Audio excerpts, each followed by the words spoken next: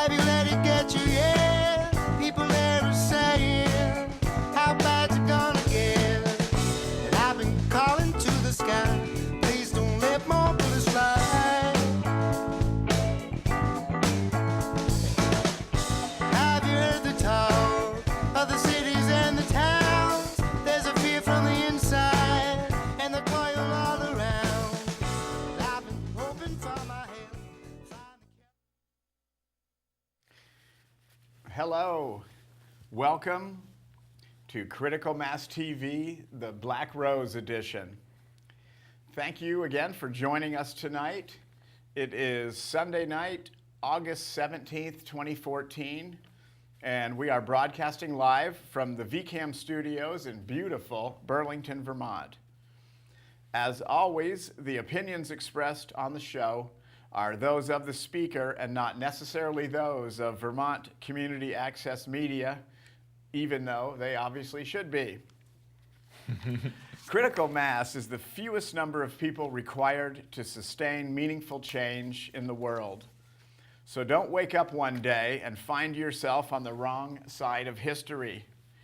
I am Brad Hartley, and joining me tonight is Colin Flood, here to expound a bit on the meanings and realities of anarchism, which many believe provides the logical framework for humanity's next great leap into the spaces created by the inevitable collapse of corporate capitalism. Make no mistake, much of the world that works well around us is already highly anarchic. All we need to do is free our collective powers and enhance what has already existed for millennia. So we'll start tonight with a video by the Tahrir International Collective Network. And if Jim would roll that video for us, we will return to start our discussion after that. You got that, Jim? Anarchists strive to abolish both the state and capitalism, as anarchists see the state as a capitalist An institution whose primary goal is to uphold the class system, that is, the power of the corporate and political elite over the masses. Anarchists do acknowledge, though, that sometimes the state will be pushed to act in the interests of the masses, for instance, by providing health care, dental care, or upholding the laws of 8 hours working day, which is in the direct interest of the masses. But anarchists knows that a government with power of providing these things also has the power of taking them away, and thus anarchists don't rely on the promise that the state will be just, a fact that anarchists often has experienced at first hand.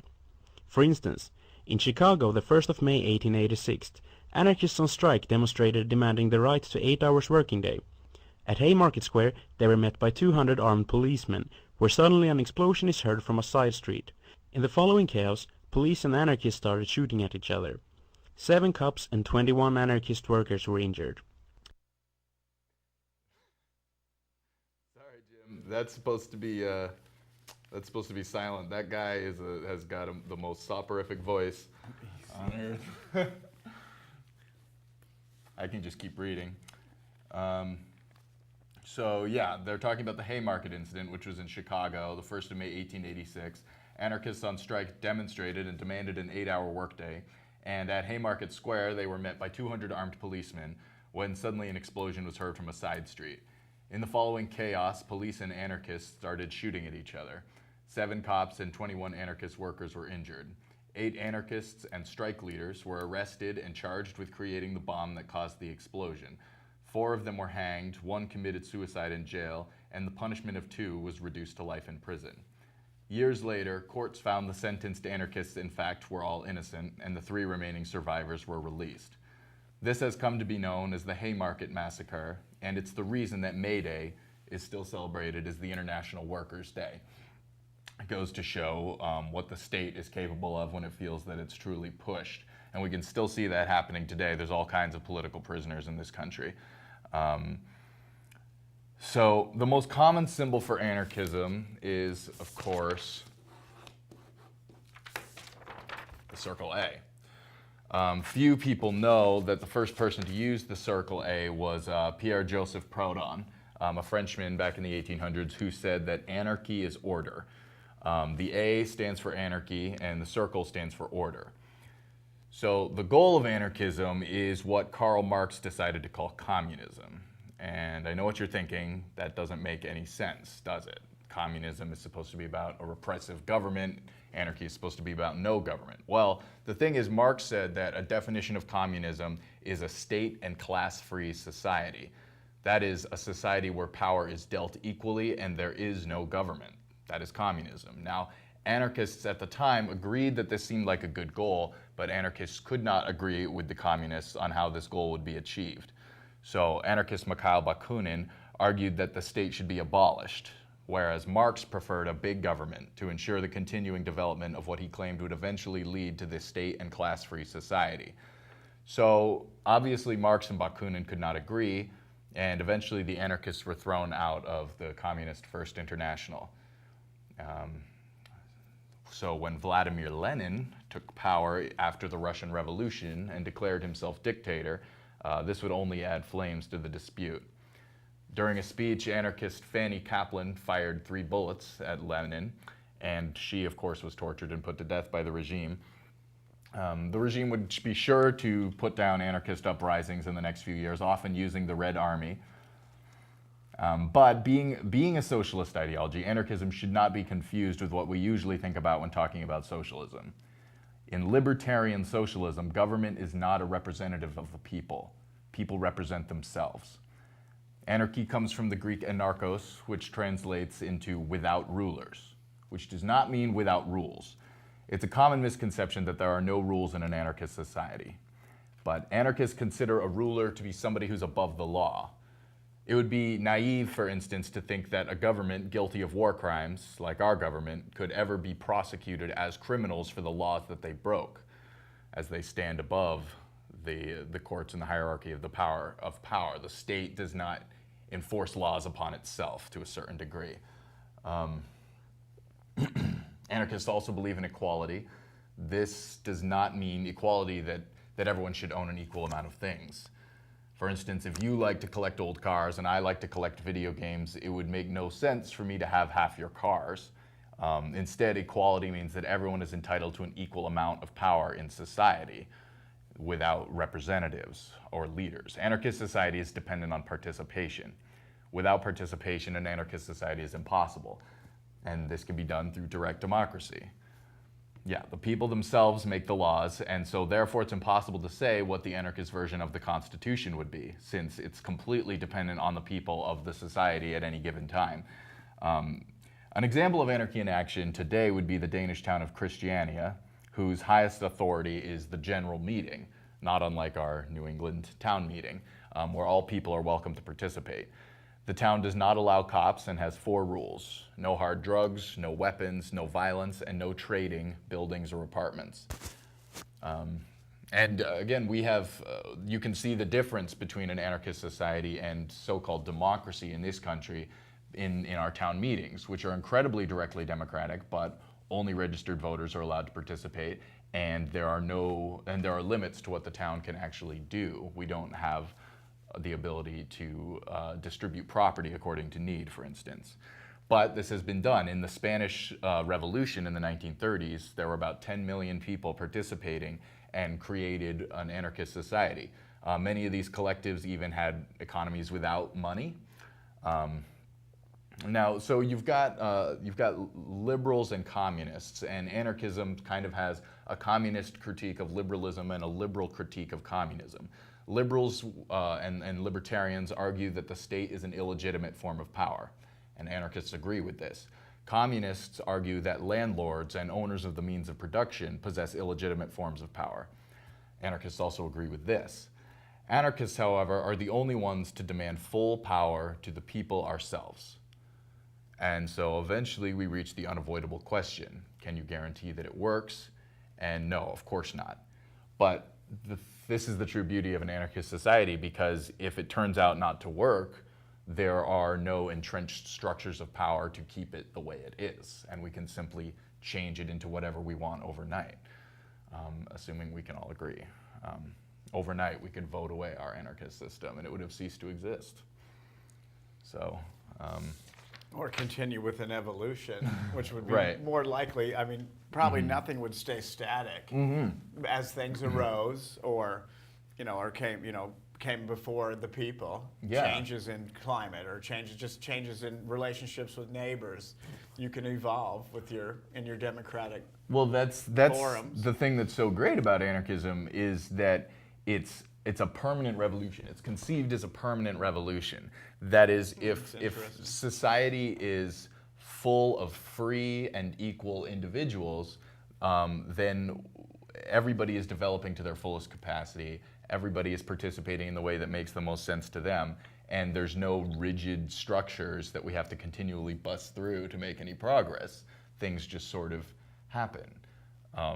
Like one of the best anarchists from the 1800s, Peter Kropotkin, he was a biologist and a scientist in other fields, and he said, look, the universe is anarchic, in a forest, there's no king squirrel telling the other squirrels where and when and how they can eat, which isn't to say there's no violence and isn't to say there's no competition, but there's equilibrium. Everything sort of finds a way to settle, and everything finds a way to evolve and interact. And it's kind of a clumsy metaphor, because obviously human society wouldn't be exactly modeled on any existing system, but it goes to show that coordination is possible without domination and hierarchy. It probably is, it could be considered a little bit more of a natural state of being, whereas as a species in that forest system, it would be a means for us to rein in maybe some of our destructive tendencies, or our tendencies to, however our society would have negative impacts on that ecosystem, we could decide collectively to modify that and change it to keep going through time. That's exactly it. Which is like some of the worst restraints on us in the capitalist kind of setup we have. We have no ability as people, you and I, to affect any of the structures and agendas that we have to conform to. Right. And if they're highly destructive, we all tend to just hold hands and just run off into the abyss together. Right. Well, this is the thing. We live in a democracy, so technically speaking, we could have any system we wanted. We could change the Constitution to say whatever we wanted it to say. If we could get 3/4 of the states and the House and the Senate to all agree that that was a good idea. But the amount of work that would take makes revolution more practical and more immediate. Does. If you have to get the consent of 35 separate legislative bodies. No, 70. If you're talking about the House and Senate of each state, you have to convince 70 different legislatures to approve something before the Constitution can be changed. And that's why we don't have a Constitution that says women and men have equal rights. Right. And which you'd think fundamentally at that time they didn't. Right. When that was being written. And that the ERA has never been passed, and it's a simple common sense thing that most Americans would agree with. But unless you exert tremendous pressure, you can't change the system through its own channels, which is of course what the purpose of the state is to channel dissent into fruitless dead ends. And then maintain a wealth enhancement system for the actual very, very 0.00001% of us that have all the wealth and all of the power. Yeah. Actually, that 0.00001% of us is also responsible for all of the problems that we run into. And then the vast majority of us, again, with a limited or just a sort of a placebo democracy, have no ability to respond or react or do anything except through, highly basically compensated representatives. Yeah. So it's a lot about maintaining the status quo of the people that are in charge, who are benefiting tremendously from the system. Yeah, and it doesn't even matter to some degree of who's in charge. It's not like we have a monarchy. We have a system that everyone's trapped in, right? So it's like those very wealthy people are going to do everything to maintain their power and privilege, but if they stop being ruthless and stop doing everything they can to maximize profit, they're just going to get shoved out by somebody who is ruthless and is Right. looking to maximize profit. So as long as we reward those people socially with money and power, then those are the kind of people who are going to rise to the top. Sure. And you have no choice except to be ruthless if you want to get to the top. I mean, people brag about how, like what a genius Steve Jobs was, but he got to the top by stomping on everybody around him, including his Chinese sweatshop workers and Yeah. his competitors, and you know. And a Microsoft could be shown to have some technical advancements, but mostly the brilliance of Microsoft was absorbing Right. and aggressively taking with leveraged buyouts and all different kinds of shenanigans in the Right. business world to get technology that they wanted that other people had actually Yeah. generated. Or I mean- other companies had generated, I should say. Well, and that's the thing. There's plenty of room for advancement and change and development in capitalism as long as every new idea serves to make its inventor either rich or to sell it off and to keep it as part of the power structure. Like if a guy like Steve Jobs or like Microsoft, you know, they do this work. And it's meaningless unless they can accumulate power with it, you know. And democracy works the same way. Like capitalism and democracy both teach us that instead of challenging the system itself, we should try to advance to a higher position within it. Right. That's capitalism is, you know, you're a wage slave. You have nothing to offer but your labor. You have to get up every morning and go serve the market. Serve your boss, do what you're told, you know, and you don't think, well, Jesus, this is crap. Why am I taking orders? You say, I want to do that someday. I want to climb to the top, and that's the myth that's sold. And then you have democracy, where it's the same thing. You know, we have politicians that we vote in, they screw us over. We vote in new ones, they screw us over, and no one ever stops to think, well, geez, maybe there's something wrong with this system. We keep saying, no, we just need a new politician. And it's like they say every child can grow up to be president, but no, they can't. Only 44 children have ever grown up to be president in our entire country's Right. history. Statistically, that's Right. an impossibility, actually. It's For somebody to be at the top, everyone else has to be at the bottom. Yeah. And that's the problem. So, yeah, the one thing that obviously in our discussion of like one of the major points that one tends to immediately move to is the contradiction or the conflict of interest between the needs of those large business institutions, which we have to admit run and own everything. And then the needs of the people and the world's people, and also the natural systems. Like it or not, the natural systems around us are our genesis, and they also maintain our lives. Yeah. So those interests, basically our life support system, and then everyone living in it are not represented. You know, it really, Yeah. it sounds crazy, but let's just systemically how entrenched these kind of ideas are. I just basically looked up anarchy in the dictionary on the bookshelf. And this is it's just really illustrative of how entrenched some of these ideas are in our, just in the culture and in the literature around us and whatnot. So anarchy is a noun. It is this is the primary definition in this basically capitalist dictionary. It's a state of disorder due to absence or non-recognition of authority. And then they give a couple of quotes, how that would be used in a sentence. He must ensure public order in a country threatened with anarchy. And the second quote is, conditions are dangerously ripe for anarchy. And check out the synonyms. Right, so the synonyms of anarchy are lawlessness, nihilism, mobocracy, revolution, insurrection, disorder, chaos, mayhem, tumult, and turmoil.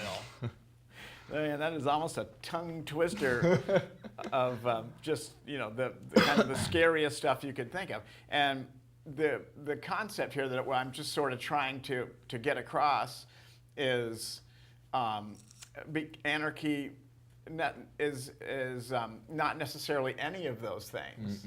It would be, this comes from a popular myth built up from the 19th century as an alternative way of organizing, our work and social and spiritual and political relationships, which is if you're looking through history and the history of movements, capitalism does not like you to think about alternative ways of organizing ourselves.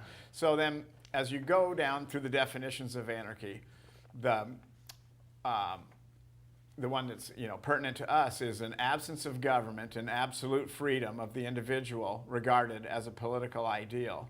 And even that is highly oversimplified because it's not just absolute freedom of the individual. It certainly includes that, but it's the freedom of the collective and the individual.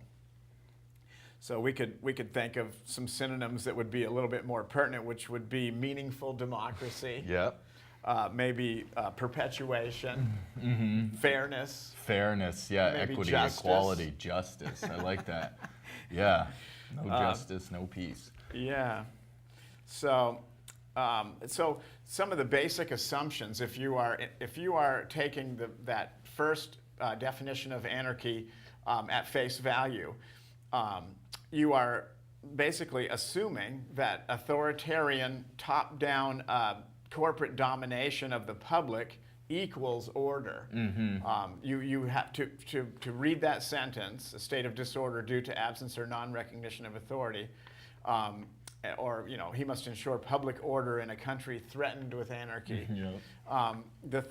You're assuming that meaningful participatory democracy is a threat to the public order, which is really the corporate order of influence. It's well, it's just like the government saying they're going to bring democracy to Iraq. They're going to bring democracy to Afghanistan. As far as they're concerned, they're right, but their definition's a little different than ours. Right. It's wordplay is not only critical for getting your idea across, but it can also be, in an honest sense, turned on the the usual authors of all of these kind of things that we learn in school and whatnot.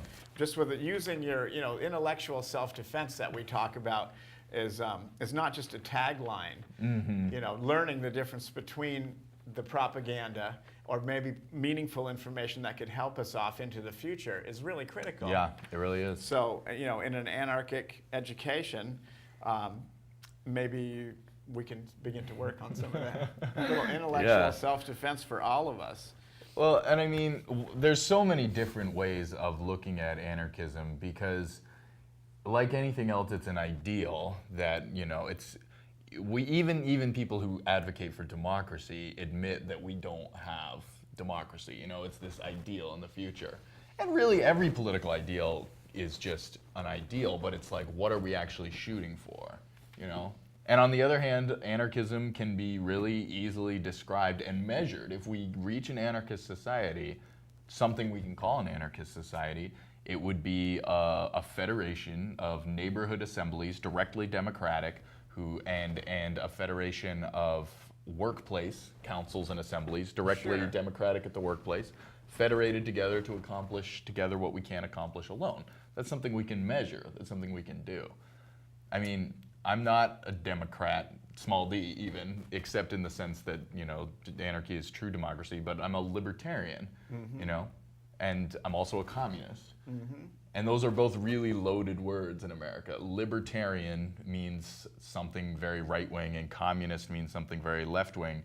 And so I use the term anarchist because it brings those two terms together in a way that people can understand. You can't be a libertarian if all you're talking about is your right to do whatever you want with your workers and whatever you want with the land that you own. Just blind liberty. That's not liberty for the people who work for you, So you have to be a communist in order to be a libertarian. And conversely, communism, just letting the government run everything is not communism. Communism is people running their own workplaces and their own lives. If the government runs everything, all you've done is made the government the only capitalist. You know, it's still capitalism. Workers still don't control the means of production. The government does. So that's not communism. It's a state capitalist Right. kind of a structure that's... So it's libertarian communism, but both of those words are kind of weird for people, so we say anarchist, you know? Right. Yeah, but it's important, you know, I never sell people short on their ability to understand Right. things. You know, it's the lack of hearing things. You don't know what you've never heard. Exactly. So we're all on a learning process. I know I sure as hell am. And, you know, education is not an end in and of itself. You know, your whole life should be about learning and teaching and, Yeah. and learning again. So we had just a series of questions here. This is a work by Bob Black, who is out of Albany, New York, and he has a tremendous amount of information available online. Just search for Bob Black, and you will see what I mean. A lot of great videos, a lot of great articles, and whatnot. But so he has sort of collected a bunch of the frequently asked questions or things that struck him as important. So if it's okay with everybody, we're just going to ask. Actually, you wouldn't. How would you tell us? But we're gonna alternate reading a question and then looking at Bob's answer and then sort of expounding on it ourselves. So, anarchism is an idea about the best way to live. Anarchy is a way of living. So the question was, what is anarchism and what is anarchy and who are the anarchists? So anarchism is the idea that government or the state is unnecessary and harmful. Anarchy is a society without government. Anarchists are people who believe in anarchism and a desire to live in anarchy as all of our ancestors once did. People who believe in government, such as liberals, conservatives, socialists, and fascists, are known as statists. It might sound like anarchism is purely negative, that it's just against something, but actually anarchists have many positive ideas about life in a stateless society. But unlike Marxists, liberals, and conservatives, they don't offer a blueprint. Yeah, I think again, it is a society without government, but it's also more society without oppression and dominance of any kind. Like it's like Chomsky says. He says, as you seek to discover structures of domination and challenge them, you usually find others that you hadn't noticed before. You know, which is, we can see the original anarchism of capitalism and the state starting to integrate ideas like feminism and like anti-racism and ecological, like deep green ideas, all of which are just broadening our understanding of what we're really trying to achieve. Right. You know? Yeah, those are, you know, basically all either pieces or parts or systems of oppression. And, you know, one leads to another, and that is a learning process that anarchism has gone through in its 100 and whatever years of history, in its most simple form. So, well, another thing that's really interesting about that, he brings up the fact that as all our ancestors once did, and we'll get into that with what he says here just a little bit more, a little bit later. So, aren't anarchists bomb throwers? No. At least not compared to, say, the United States government, which drops more bombs every day around the world than anarchists have ever thrown in almost 150 years they have been a political movement. Why do we never hear of bomb-throwing presidents? Does it matter if bombs are delivered horizontally by anarchists rather than vertically by the U.S. government? Anarchists have been active for many years and in many countries, under autocratic as well as democratic governments. Sometimes, especially under conditions of severe repression, some anarchists have thrown bombs. But that has been the exception. The bomb-throwing anarchist stereotype was concocted by politicians and journalists in the late 19th century, and they still won't let go of it. But even back then, it was a gross exaggeration. It's a really good point with the industrial militarism and just to even compare. Yeah. Well, that's the thing about hierarchy is like violence is only allowed to go down the hierarchy, and then you don't even notice it. But when violence goes up the hierarchy, everybody freaks out. You know, like the cops shoot or kill in crashes. I forget, but it's something like but without trying to quote any statistics, let me just Right. say that the police kill people every day. Yes, they do. And if somebody kills a cop, the city shuts down and there's a parade with bagpipes and a 21-gun salute. Right. Trayvon Martin didn't get that. I mean, Neighborhood Watch is not the cops, but Right. Michael Brown in Ferguson was just shot by the police. Where's his city shutdown and bagpipes? And it's the same thing. Like, God forbid somebody should inflict violence against an oppressive government, but they drop bombs and they lock up millions of people and they employ violence all the time. And really, anarchism is about saying, look, we're just people here. We're all on this planet together as people. And you can't get a group together, call yourselves a country or a government, and therefore be able to lock up other people and drop bombs on them. There's no legitimacy to that. Right. And just broad-based exploiting the people inside those political boundaries Right. in general.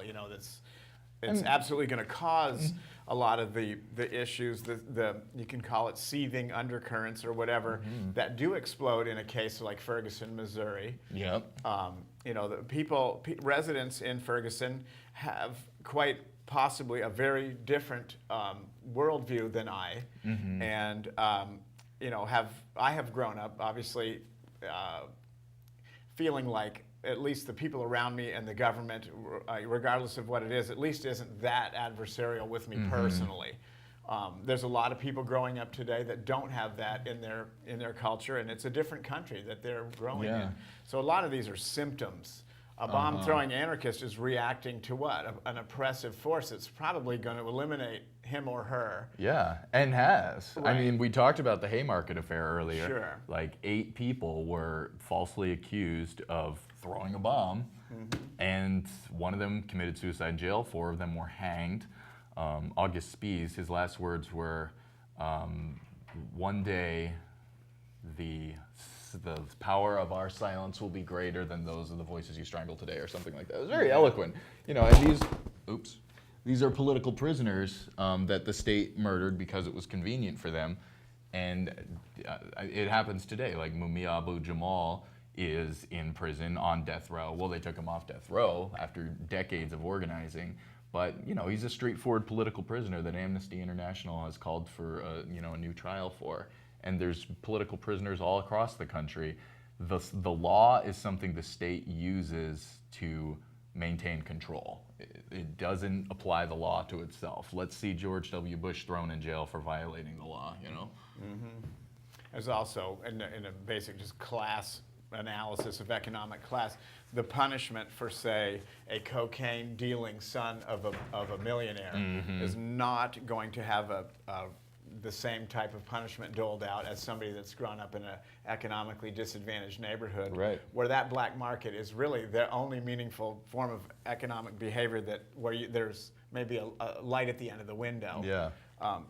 Black markets and whatnot is an entirely different issue, but people are reacting to the local economy and trying to be a part of it. And that's the funny thing. Like, the black market is just market that the state doesn't control and regulate. Right. And you see, like, what is the mafia? What are the Bloods and the Crips? They're just little governments, using violence to control the flow of natural resources in their territory.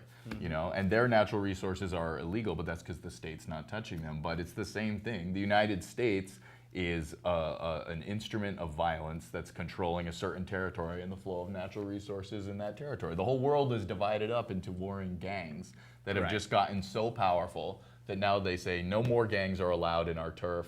We have a monopoly on violence, and then the violence can go away.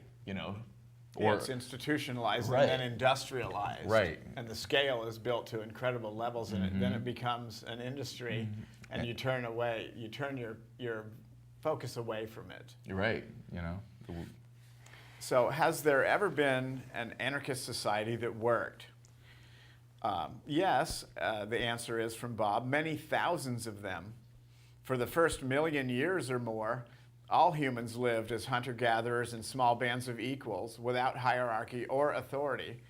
These are our ancestors. Anarchist societies must have been successful, otherwise none of us would be here.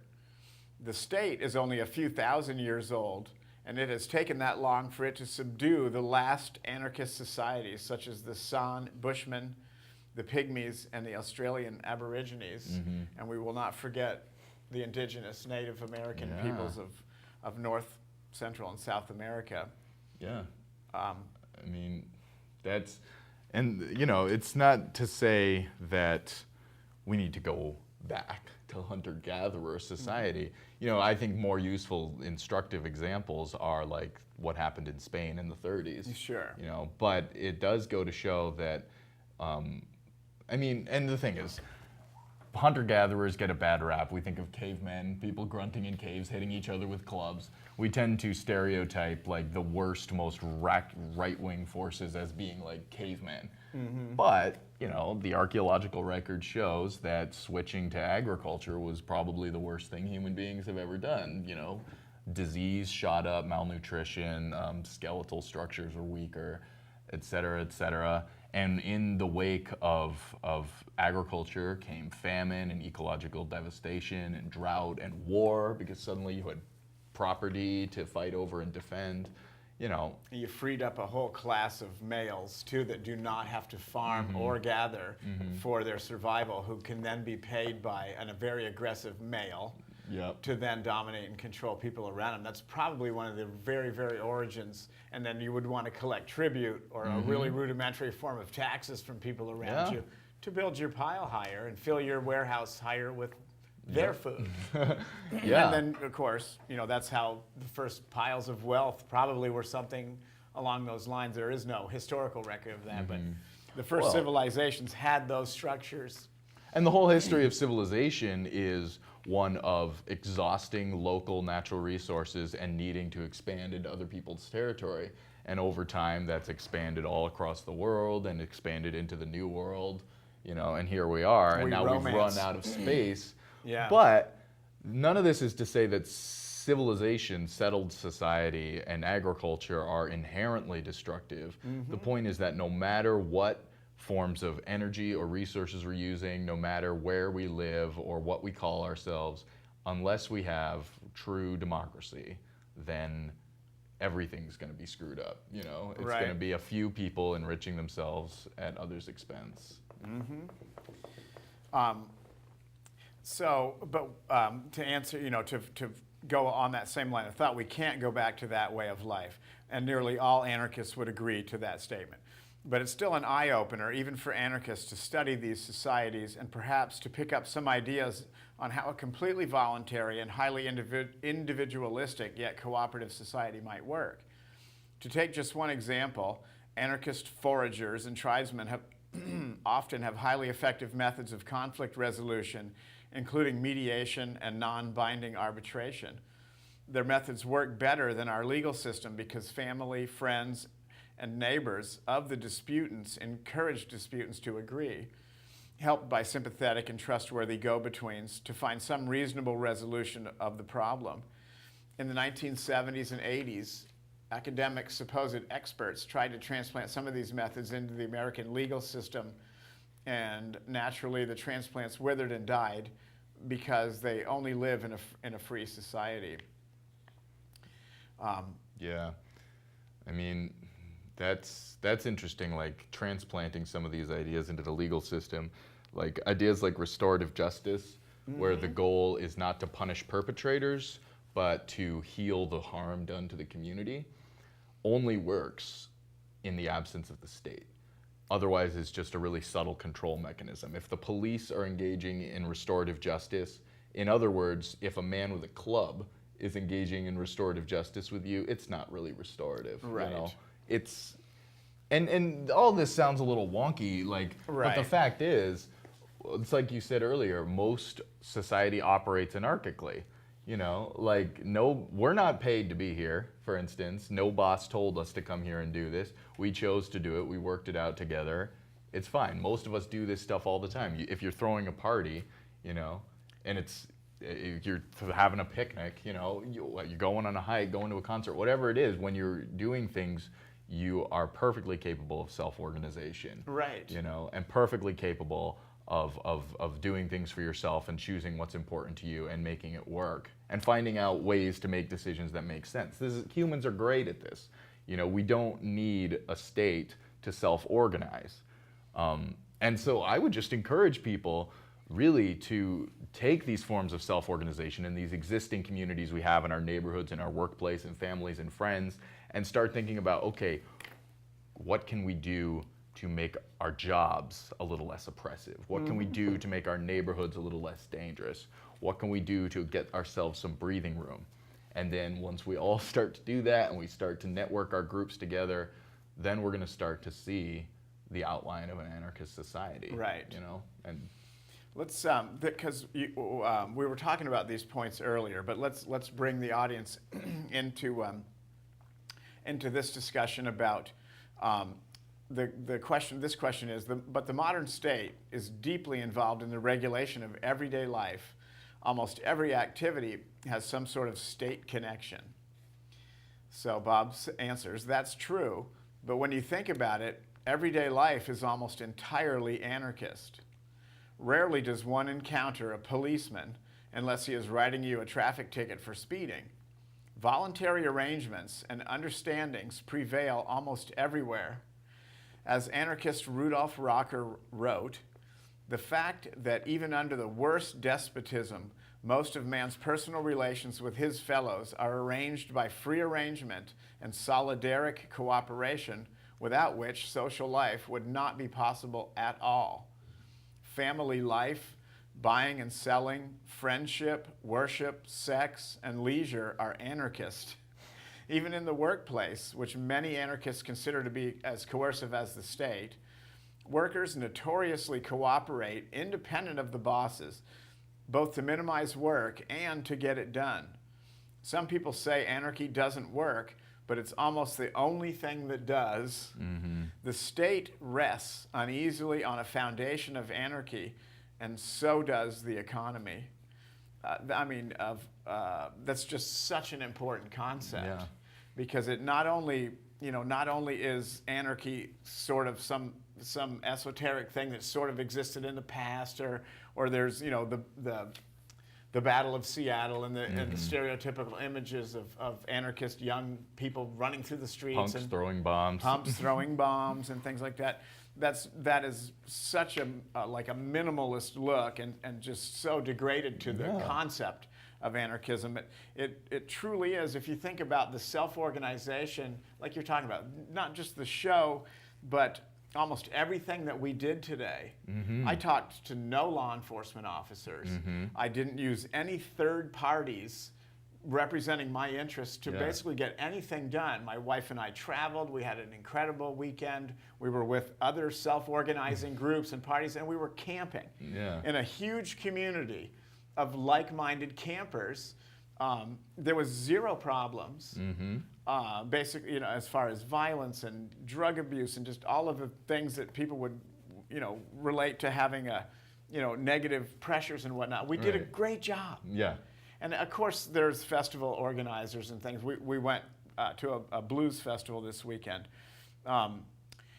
which it's just the perfect example of a loose structure of rules that they're basically there's the same kind of couple rules.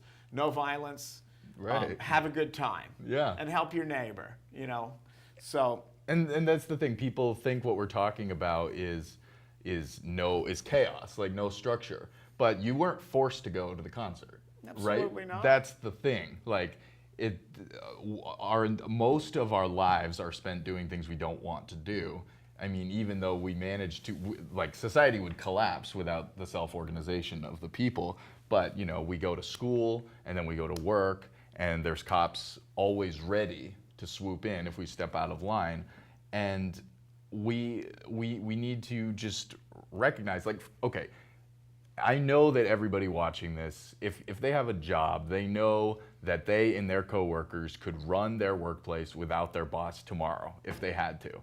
And that's all we're proposing. I mean, most of the jobs we do are also useless for society and should be gotten rid of, but these are the kind of decisions we need to make democratically. But it's kind of silly that we even have a word like anarchism when we're talking about just people self-organizing. The natural that exists right now, All we have to do is be conscious of it. All we have to do is say, this is what we're already doing. Let's just systematize it, and then get rid of like all these Yeah. people who think they have a right to more stuff or more power. And it's just the layers and layers and layers and layers of different authority that we have when we're born that's already existing. We're growing up in those layers and making our own little hump in it. Yeah. You know, it's like the little hump in the quilt.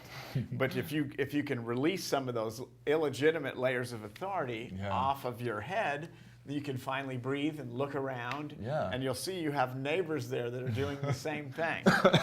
But I love that concept that the state is resting very uneasily on a foundation of anarchy, and so does the economy. And in that equation is where the repression comes from, because those are very challenging ideas to a little tiny ruling elite.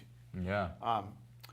That's why they spread the myths of like, I mean, it's insane when you think about it. Like, they say if the government disappears, everything descends into, like, they really think that as soon as the government is gone, everybody's just going to start like punching each other and just like stealing each other's stuff. Like, it's just going to be a big bloodbath. Like, come on. We know that's not going to happen. If the power goes out and the government leaves, people are going to come out of their houses and be like, oh, what's going on? Like, let's figure this out, you know? Some of the like recognition of the unfairness of it is the big walled and fenced-in planned communities. Yeah. Which I personally, in my working life, have been permitted. I would say, I had to go there, but I was permitted to enter through the gates to work in somebody's yard, basically. And if we even approached being 5 minutes late of getting out of there at the end of the day, which is 4 or 5 p.m., here comes security to escort a bunch of working people out of the community. So that even the existence of that community is a recognition. It's a expression of fear. Yeah. Because you would never wall and fence yourselves in to be protected from who? I mean, the surrounding labor force is basically what you're walling out. And you're also, one bizarre twist I always noticed in those communities is that they're laying on each other these incredible rules about the color of your trash cans, the shape and texture of your roof, the flower colors, and I mean they layer rules and unbelievable regulations on each other that they would never allow anybody else to tell them to do. If I told them they could only use whatever the pink and blue trash cans, they would tell me to go pound sand. But yet they'll bring that stuff on each other based on some other ideals. That's it's just a very weird social experiment. I hate that whole concept. I mean, it's the walled city. We're treating, of course, in Mexico City or in Haiti, the elites literally do live on walled-in, razor-wire mountaintops guarded by their little proto-militaries. Because they know the people will quickly redistribute wealth. And the art. There's a great parable about one of those gated communities where finally the people on the outside who have to go in and cut the grass and paint it, the ones who do all the work to make those people that wealth, the guy who lives in that house goes out and, sells houses that other people have built, or he sells cars that other people have built, or whatever. So finally everyone says, screw that, and they go inside and they loot the whole place, and they're walking out with big screen TVs and Barca loungers and everything. And a mosquito comes up and bites a guy, and he smacks it and smears blood on his arm. And his son says, gee, Dad, that mosquito had a lot of blood in him. And he says, that's not his blood, son. That's my blood.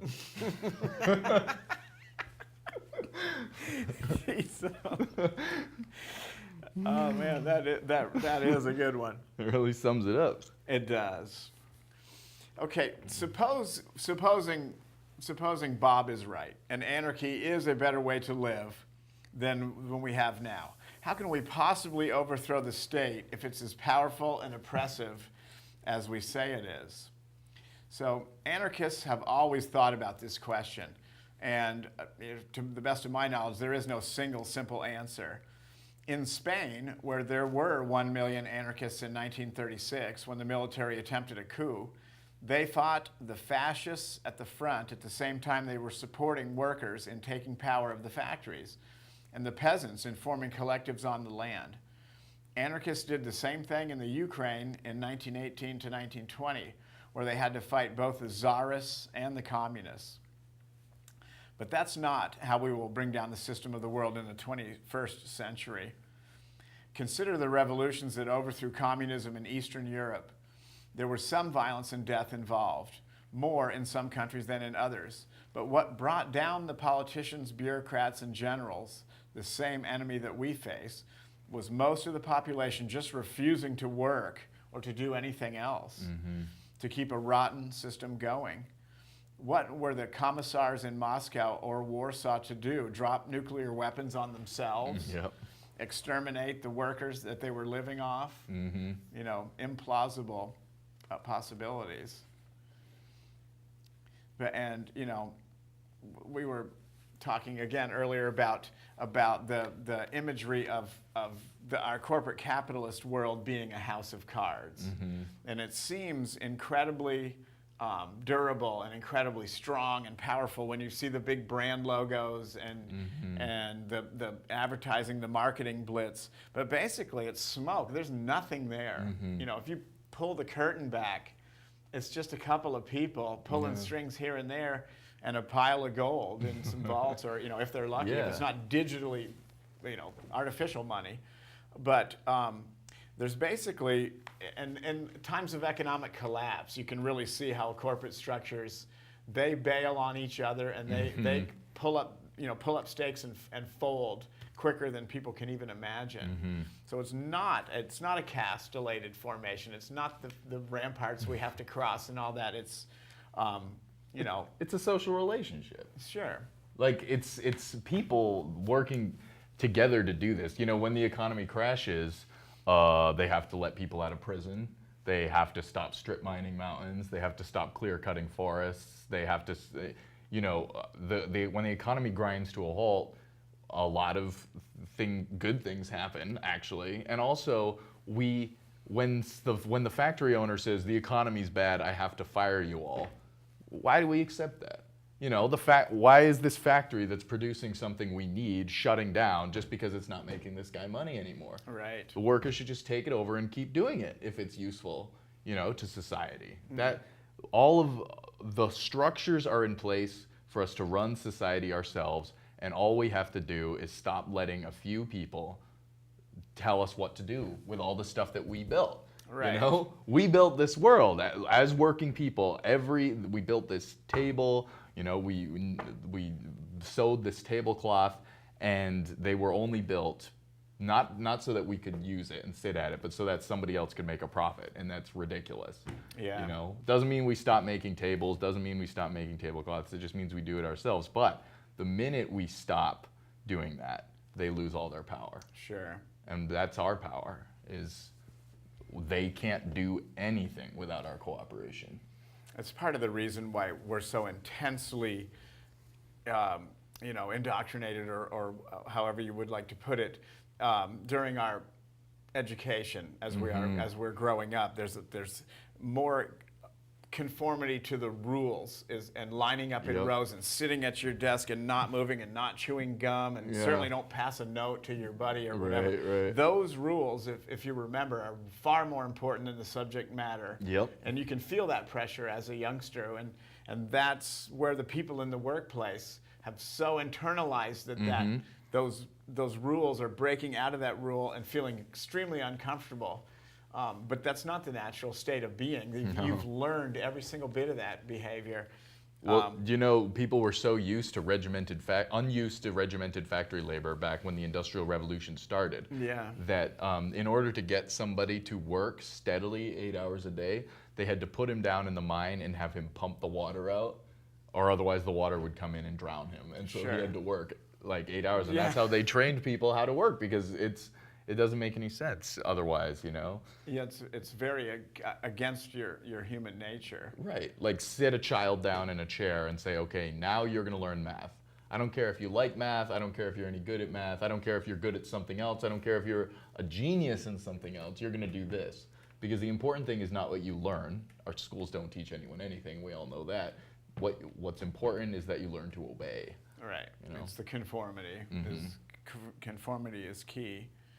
And the analogy can be made that even as adults, the system basically treats us as sub-adults, or basically children. Yeah. And then we're being led around by the hand, Right. like a bunch of children. All these adults in Right. all these countries in the world are, I personally have a little of an issue with that. I really don't want to be treated like a child by somebody that isn't any better than I am and never will be. Right. So, Like, that's the whole point of being a grown-up, I thought, was that you get to make your own decisions. Yeah. But we actually don't, We live in a free country, and yet we spend 8 hours a day in a dictatorship, and no. but you and I have had that, what's just the unique opportunity to actually to belong to some groups and self-organized groups of people where we have started to, explore some of these ideas and realities and let our minds go. Let us think a little bit about the possibilities. Yeah. So I would highly encourage people to, there's so many groups around that are self-organized. Yeah. And, stay, personally, I would suggest staying away from some of the bigger, more, top-down groups, and you'll see with the regimented structure of CEOs and board members and things where it's not inherently bad, but you want to find the smaller, more active groups around you that are actually really wanting your opinion and your participation. And recognize the groups that you're already in, Sure. and the kind of stuff you're doing, and systematize it. And you know what? I am like, we're members of the Black Rose Anarchist Federation. It's a single organization, the goal being to unite all the anarchists in the United States into one country. Into one organization. Right, gotcha. So that we can all act in unity and in concert. But we're about the self-organization of the working class. We're about helping each other win a little breathing room against our bosses and against other forces that oppress us, against our, abusive partners or whatever, and building power to eventually, hopefully within our lifetimes, turn the whole system upside down and run our lives ourselves, finally reach adulthood. So I really, if anyone is inspired by anything we say here or in later episodes, check us out. We're the Black Rose Anarchist Federation in Burlington. The Burlington chapter has a Facebook group, and our email is brrnburlington@gmail.com. BRRN being Black Rose, Rosa, Negra, Burlington. And we're bilingual because the U.S. is bilingual, so. Yeah, got it. Well, we're almost winding down here. I knew that the show would go quickly. I have one more question, and we have a couple minutes here. What exactly is the social structure of an anarchist society? And most anarchists are not exactly sure. The world would be a very different place after government has been abolished. And anarchists don't usually offer blueprints. They propose guiding principles. They say that mutual aid, cooperation rather than competition, is the soundest basis for social life. They are individualists in the sense that they think society exists for the benefit of the individual, not the other way around. They favor decentralization, meaning that the foundations of society should be local, face-to-face communities. These communities then federate, as Colin was just talking about, in relations of mutual aid, but only to coordinate activities which can't be carried on by local communities. Anarchist decentralization turns the existing hierarchy upside down. Right now, the higher the level of government, the more power it has. Under anarchy, higher levels of association aren't governments at all. They have no coercive power, and the higher up you go, the less responsibility is delegated to them from below. Still, anarchists are unaware of the risk that these federations might become bureaucratic and statist. We are utopians, but we are also realists. We have to monitor those federations closely. As Thomas Jefferson put it, eternal vigilance is the price of liberty. Mm-hmm. So, Colin, thank you again for coming on. We're going to continue with the Black Rose Burlington and try to get some other members on the show, and we will continue these conversations in future episodes. So, thanks again. I am Brad Hartley, and this is Critical Mass TV.